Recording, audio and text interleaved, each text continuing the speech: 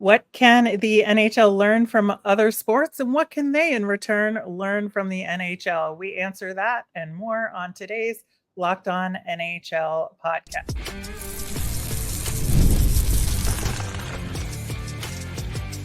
You're Locked On NHL, your daily podcast on the National Hockey League. Part of the Locked On Podcast Network, your team every day. Happy Friday, everyone. Thanks for making Locked On NHL your first listen every day. I'm Rachel Donner from Locked On Flyers. I'm here each and every Friday with Gil Martin of Locked On Islanders. You can find us over on YouTube, on the SiriusXM app, or anywhere you listen to podcasts. Subscribe to get our latest episode as soon as it's available here on the Locked On Podcast Network, your team every day. Today's episode is brought to you by Game Time. Download the Game Time app, create an account, and use the code LOCKEDONNHL for $20 off your first purchase. Terms apply. How are we doing, Gil? We're doing well. Got through the heat wave and enjoying the summer now that it's a little cooler, at least. A little bit. So, given that we just passed the Major League Baseball All-Star Game earlier this week, we thought we would take the time to kind of do a little bit of comparison, but more in a generous way. So we're going to take a look today at what other leagues like Major League Baseball can offer to the NHL, just from a big picture perspective, down to the rules of play, and then kind of turn the tables. And we're also going to address the All-Star games and how they compare. I think all the leagues are having trouble with them at the moment a little bit. So it'll be a good conversation. So I think, one of the things that the baseball All-Star game brought out was a conversation about jerseys and how, some people missed the players wearing their individual team jersey during the All-Star game for baseball. And it got me thinking about the National Hockey League and what they do with jerseys. They've always had special jerseys for the All-Star game. We'll get to that a little bit later. But in terms of during the season, do you think the NHL does it right in terms of the number and variety of jerseys versus other leagues? And is there something from another league that you think they can pull in? Yeah, I mean, look, other leagues have third jerseys or alternate jerseys. I'm not a big fan of them, generally speaking.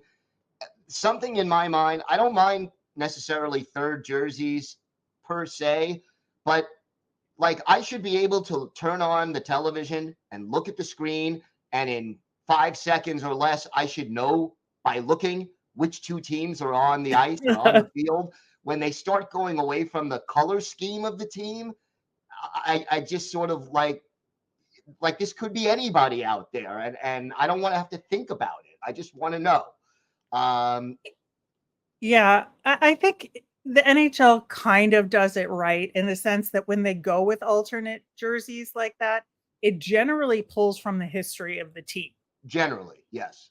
Right. So there's something familiar about it. Whereas like in basketball and baseball, like all bets are off, I think, and there's exceptions to rules, of course, across the board. But, like from my perspective, of course, I'm a Phillies fan, and, their city jersey, totally different color scheme. And it actually reminded me of the Philadelphia Union in soccer more than the Phillies. And so kind of like think about it for a sec when you see those jerseys. So it's a good point. And yeah, I think that is something, that I have mixed feelings about, because I love the creativity. The NBA City Connect, it was All City or City Connect. I never remember which is which between the leagues, but the City Edition maybe in the NBA. Like some of those are so creative, and I love like the Miami Heat, Miami Vice jerseys, and I feel like the NHL could step up their creativity game a little bit while still maintaining their nods to the past. Yeah, and I think that's the sort of middle ground that you want to find. I mean, I like third jerseys as a general proposition. I don't want to overuse them. I prefer the ones that do have sort of a nod to history. I think of the Devils this past year, where they made a nod to the Scouts and the Rockies with their color combination. A couple of years back, the Sharks went back to the California Seals with their script and on the front of their alternate jerseys. I like that little touch where it talks about the history of the game and of the franchise and of the region, while you can still identify the team. But yeah, I mean, you talk about creativity. The Islanders, the team that I'm covering, one of the least creative of all the third jerseys historically. And you got the other jersey. That's great. And then the other thing was, I know the NHL went through a period, especially in the 90s and maybe early 2000s, where every team's alternate jersey had to have black in it. I think the Sharks sort of started that. It was, originally it was, I think the Raiders in football, and then the Sharks had their black jerseys, and they were big sellers. So every team either had black as primary or black as secondary. Again, I think something sort of gets lost when you start doing that. Yeah. Looking at a couple of other areas there, I think in the broadcast realm, we need a red zone for the NHL. Like, I don't know why we don't have one at this point. And I know there's some ways that you can kind of have multiple games on the screen at once, or use multiple screens, have one on your TV through one streaming service and one on your computer. But there has to be like a red zone kind of thing that goes around to the different games. NHL Network does that to some degree, right, but it's also very hard and very expensive to get NHL Network for a lot of people. So I feel like we need more of that kind of thing. And you would think if the NHL offered it via streaming or, on some kind of a pay, app or whatever, there would be a market for it. I think the tricky thing about it is, think about the NFL does it so well with red zone, but part of the reason is like when a team is getting close to scoring, they know, okay, this team has the ball 10 yards away from the end zone. We now go live to Miami to see the Dolphins, whether or not they're going to score. In hockey, the closest thing you could do is cut for a power play because the game moves so fast, you don't know when a goal is coming necessarily. Yeah, that is true. It is very challenging, but I think there's a way to do it. Mm-hmm. And even if it's just rotating live look-ins, whatever happens, I think to some degree. But to be able to just get a sense of how all the games are going all at once, I think would be a really good thing. I think, in the subject matter of the salary cap, I think a lot of fans are frustrated by it in the NHL and feel like it's more limiting. So, they could bring in the concept of a luxury tax that exists in other sports, which would be interesting. And especially in baseball, I think it's used pretty effectively by some teams.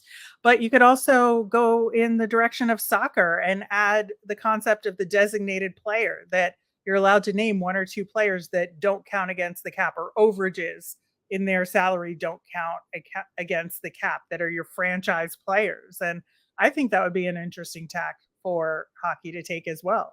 Well, that has its interesting aspects. I mean, think about, and we talked about this on the show last week, Sidney Crosby now about to sign with the Penguins.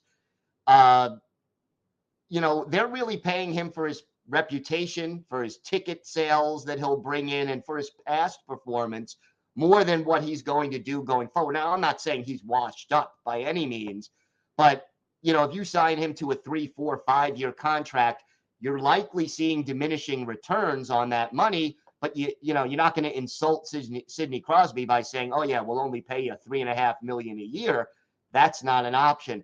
So that would allow a team to sort of designate a franchise player or two, or a star player or two, and keep them and pay them well without having to worry about the cap. The problem with that is the Players Association may say, hey, that's going to drag salaries in some way.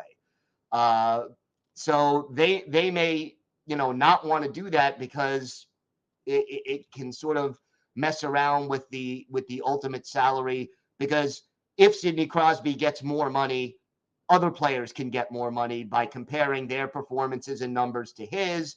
If he's sort of outside that box, they may not be able to do it anymore. Yeah, it would be interesting how they'd have to set it up with the parameters around it. And if you're like in arbitration, you're not allowed to use the designated player as a comparison tool. Like there's ways to kind of account for that. But I think it's definitely an interesting approach to take, and I think it would create a little bit more space for more players to make more money and have some more consistency and guys willing to stay with teams if they can get that designated player And spot. I think continuity is something that modern sports could use a little bit more of. And it shouldn't be for all, players on the roster. But when you've got, Steven Stamkos or Sidney Crosby, guys who have been the face of a franchise for 8, 9, 10 years or more, keeping them in the city that made them famous and having them play their whole career there creates a very special bond between the franchise, the players, and the fans. And I think, you know, we're losing a little too much of that in modern sports, not just the NHL, but really all around modern sports. But on the flip side, I know they're excited in Nashville to have Steven Stamkos there. So it creates a buzz in one city and frowns in another. Yeah, it does. Well, there's more to talk about on this topic, including some aspects of fan culture, clock usage in the game, plus that all star comparison. We're going to do that coming up next. Today's episode is brought to you by eBay Motors. Passion, drive, patience. The formula for winning championships is also what keeps your ride or die alive. eBay Motors has everything you need to maintain your vehicle and level it up to peak performance. Superchargers, roof racks, exhaust kits, LED headlights, and more. Whether you're into speed, power, or style, eBay Motors has you covered. With over 122 million parts for your number one ride or die, you'll always find exactly what you're looking for. And with eBay Guaranteed Fit, your part is guaranteed to fit your ride every time or your money back. Because with eBay Motors, you're burning rubber, not cash. With all the parts you need at the prices you want, it's easy to make your car the MVP and bring home huge wins. Keep your ride or die alive at ebaymotors.com. Eligible items only, exclusions apply. eBay Guaranteed Fit only available to U.S. customers.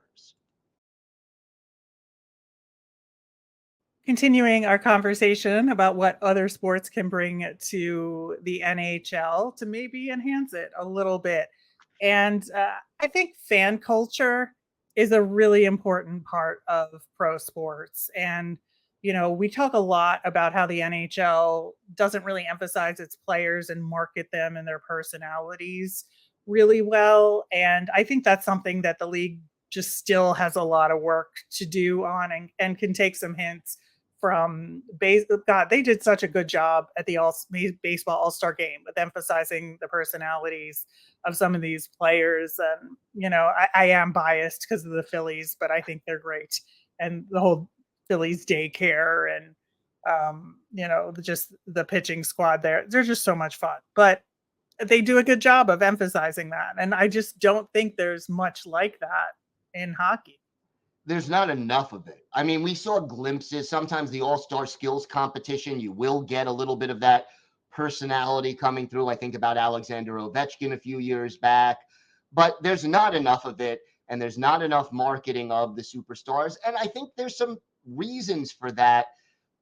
I think, hockey, like the advantage that, let's say, the NBA has, there's fewer players.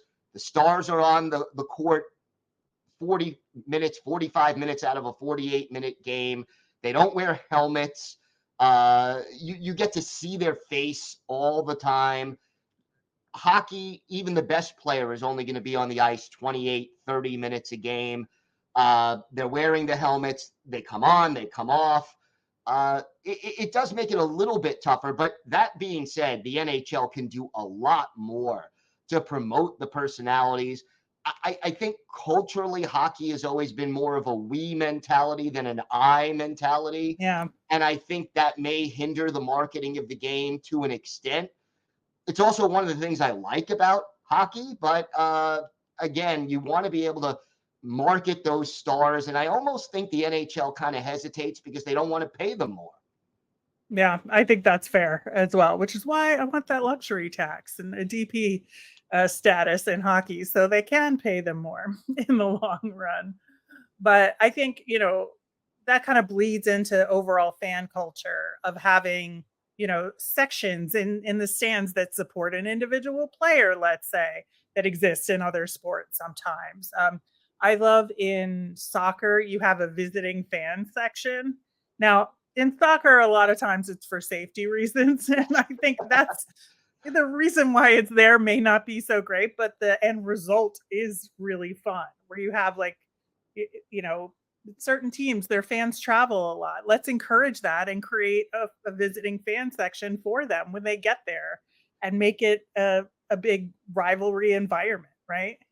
I like that. The NHL almost goes the other way. There are teams that won't sell tickets to people in the wrong zip code, and I'll put wrong in Right. air quotes, because they don't Yeah, want too many visiting teams coming and taking I the know. tickets away.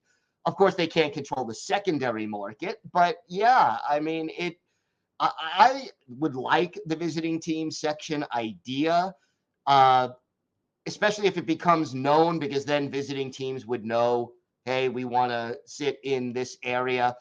It's a little logistically challenging at times, but I think it can be done. Soccer does it. It can Soccer be does it, done. the NFL. Usually, you want to sit behind your team's bench in football if you're supporting your team on the road. But again, the NHL can do more. I know there are certain sections, for example, the Islanders have the blue and orange army, and they have chants that they do, and they have chants for specific Yeah, players. I was And gonna ask you about that because, that whole, supporter section chanting thing, you don't see that a ton in hockey. You do in European hockey, right.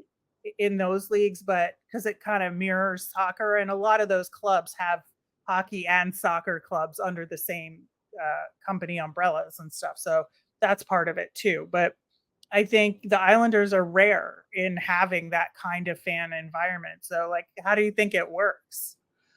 I think it was spontaneous. I think the fans kind of planned it out themselves. And then I think at some point, the team kind of worked with them to try to, reserve the tickets in a certain section and make it grow from there. I mean, you do have certain chants in certain cities, certain teams. I mean, look, the first example that comes to mind for me, Ranger fans have been chanting against Dennis Potvin, and the guy hasn't played a game in 35 years, Right. So, but that's still part of the atmosphere at Madison Square Garden, even when they're playing, the Blue Jackets. It's still at some point during the game, that Potvin chant is going to come up.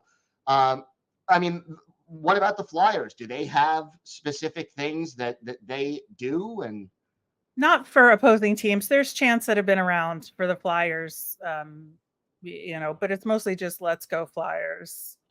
That's really it. There's not a ton. There's like a sign guy that holds up signs in the audience.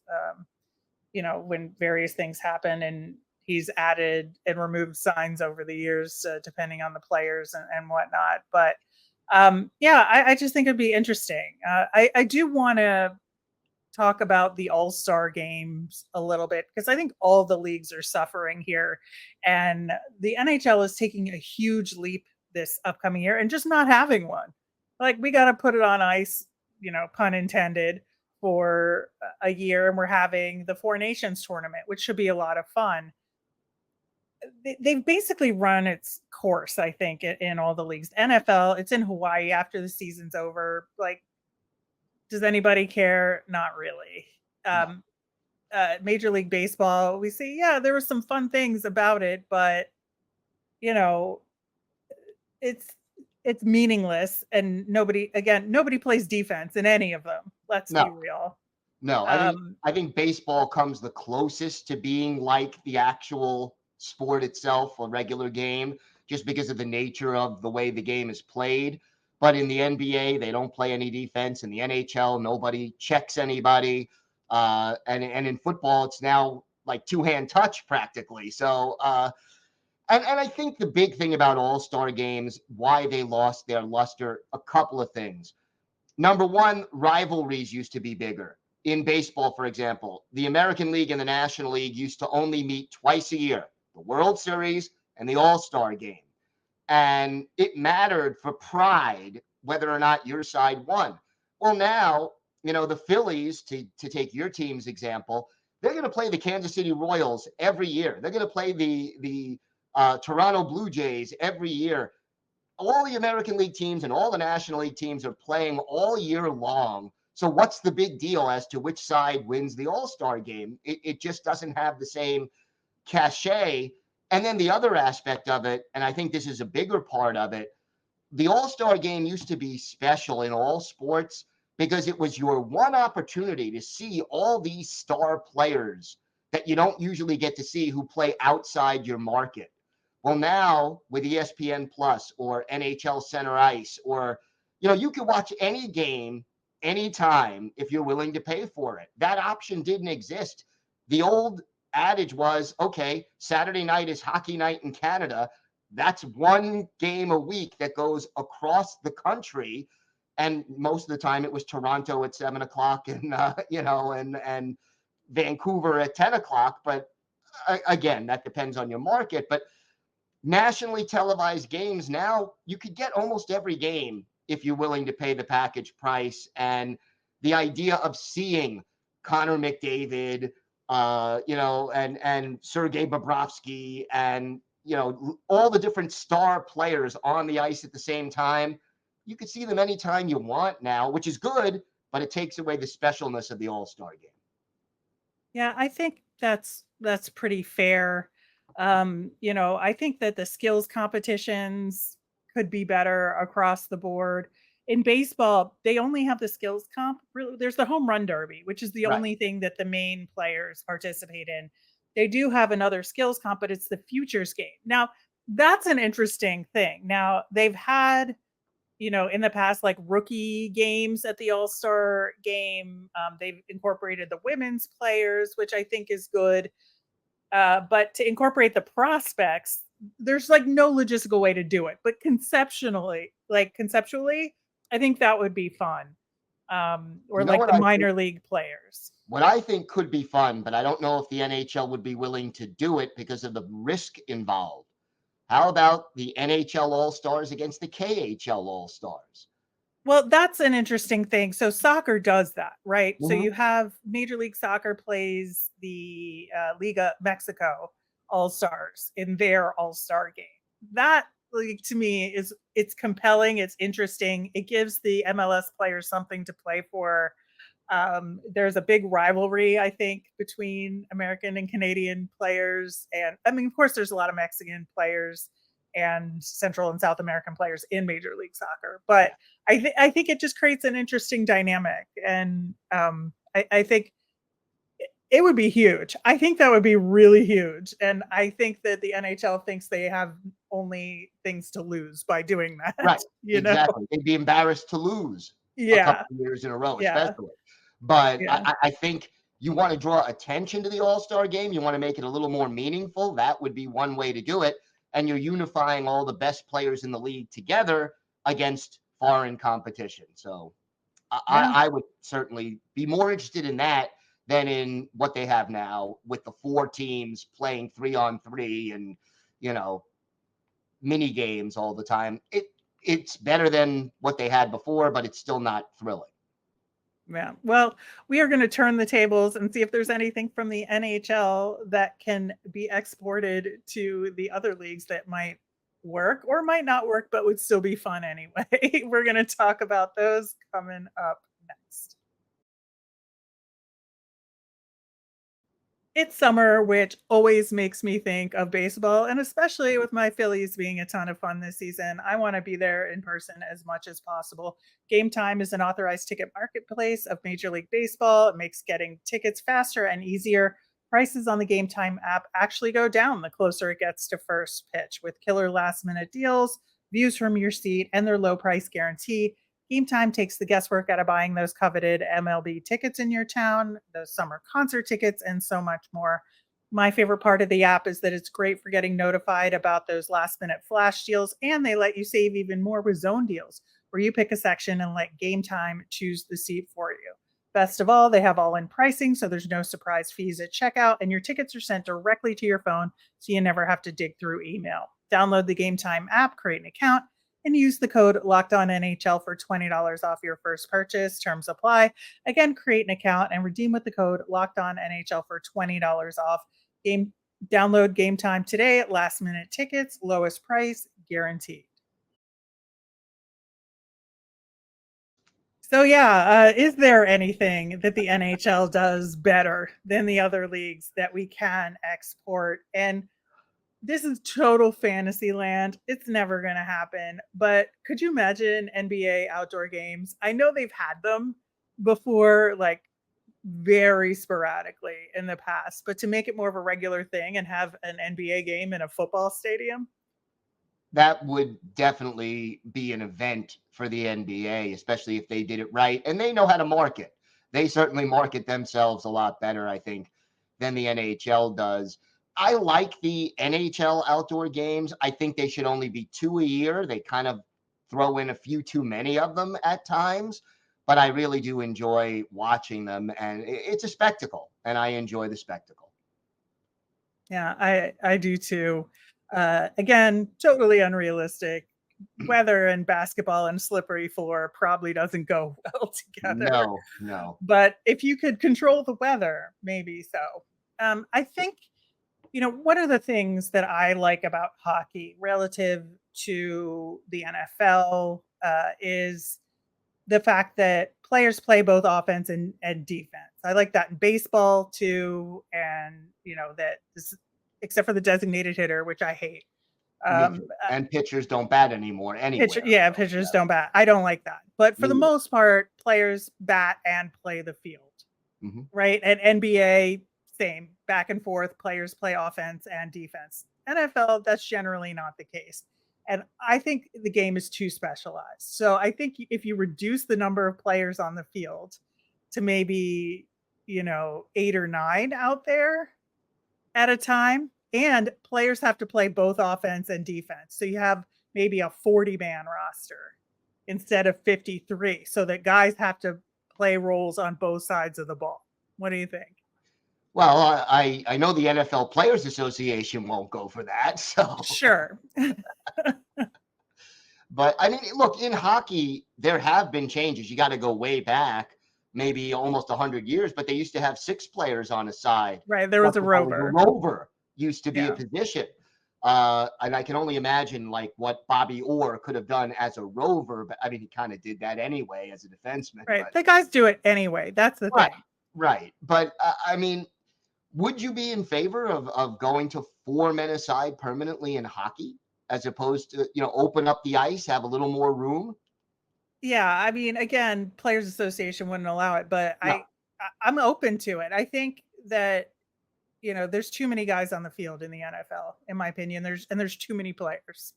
I just think there's too hyper specialized, and somebody's got to be able to play all positions on the offensive line, except for maybe center, because snapping the ball is a thing.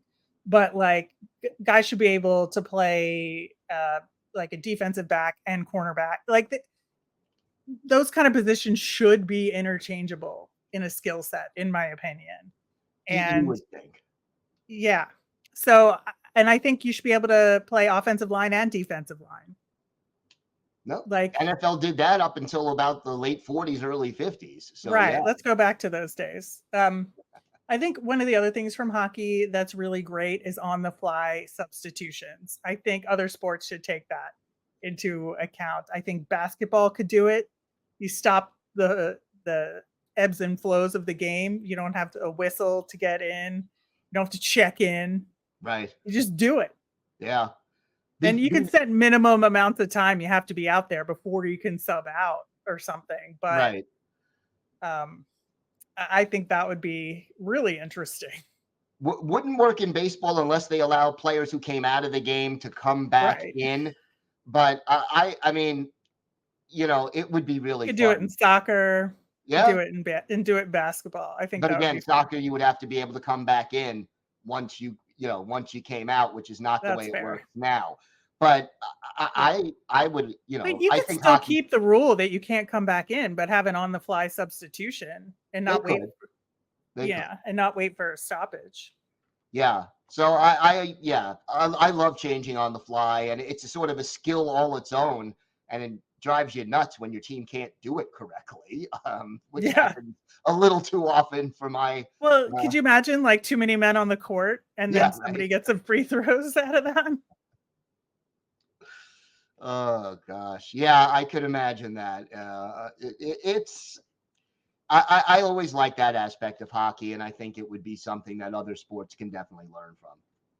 Yeah, I think so too. But this has been a very fun conversation. There's a lot more out there. So let us know out there. You can comment on the YouTube channel with any other thoughts you have about cross sport, things that can apply to hockey or to the other sports from hockey. And we will always continue to have these fun conversations. And that'll do it for today's show.